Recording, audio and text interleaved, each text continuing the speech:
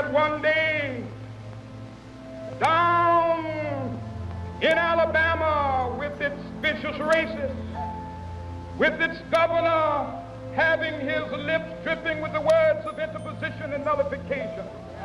One day right there in Alabama, little black boys and black girls will be able to join hands with little white boys and white girls. These are the words said to have changed America and the world forever. Dr. Martin Luther King Jr. is a formidable individual in US history for his struggle and fight against racial inequality during the Civil Rights Movement. To coin the words of President Abraham Lincoln, America was a house divided. The system of Jim Crow saw the segregation and demonization of African Americans from wider society in all spheres of life, under the idea of separate but equal. This following over 2 centuries of the enslavement of people of African descent. What happens when a man stands up, says enough is enough? We built the path as we came, rock by rock. Culmination of the movement, which included the 1955 Montgomery bus boycott and 1963 Birmingham protests, has been depicted by award-winning filmmaker Ava DuVernay's Oscar Award-nominated film, Selma, which tells the story of Martin Luther King's fight to help black people gain equal voting rights.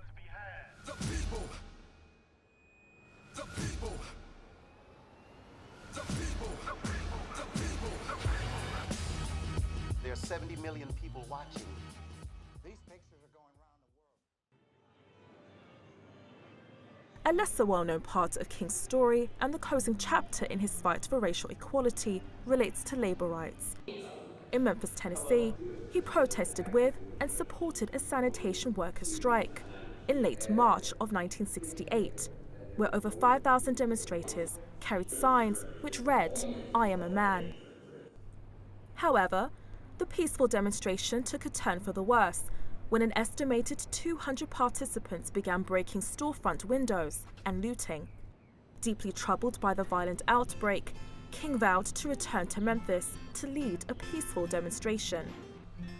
86-year-old Elmore Nickelberry, who was part of the demonstration, still remembers the day.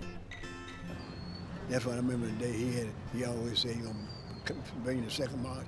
Then he said, "A non-violent march." See, he believed in non-violent.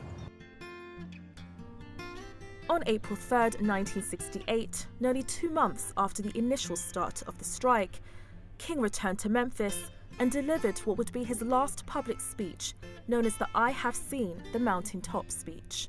Long life, longevity has its place. But I'm not concerned about that now. I just want to do God's will. The following evening, King was assassinated by bullet at the age of 39 on the balcony of a motel. The hotel is now a museum, and its curator recalls Dr. King's last moments in room 306. What happens next is that he's leaning over the balcony talking to Ben Branch, a jazz saxophonist, whose version of Precious Lord Dr. King really enjoyed. And he said, "Ben, when we get to the rally tonight, I want you to play the saxophone," he said, "and play it real pretty." And Ben Branch says, "You know I will, Doc." Shortly thereafter, Dr. King is struck by an assassin's bullet and falls down here on the balcony of room 306. It is a moment that prominent civil rights activist Jesse Jackson, who was in Memphis with King, says is still raw. It's always a source of pain and anxiety. You take the scab off and the sore is still raw. It happens so suddenly, in the middle of a conversation, on the way to dinner. He'll always be 39. As the news of King's assassination spread, riots broke out in more than 100 cities across the United States, with some raging for several days. In the week following the shooting in Memphis, hundreds of buildings were burned, thousands of arrests were made, and more than 40 people lost their lives. 50 years after his death, the vision of racial equality that King outlined on the steps of the Lincoln Memorial remains elusive. Jason Sokol, a history professor at the University of New Hampshire, said there have been some advances for African Americans over the years, culminating in the 2008 election of Barack Obama, America's first black president. But high levels of black poverty, black incarceration rates, and the issue of police brutality still exists.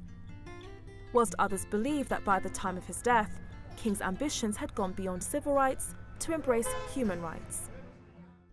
The legacy of Martin Luther King is one that will continue to provoke debate as to whether or not his dream has been realized or will in time come to be realized in a country which is currently under the most controversial administration in modern US history. But there is no doubt that many in the US and around the world will continue to walk in his path. Determination.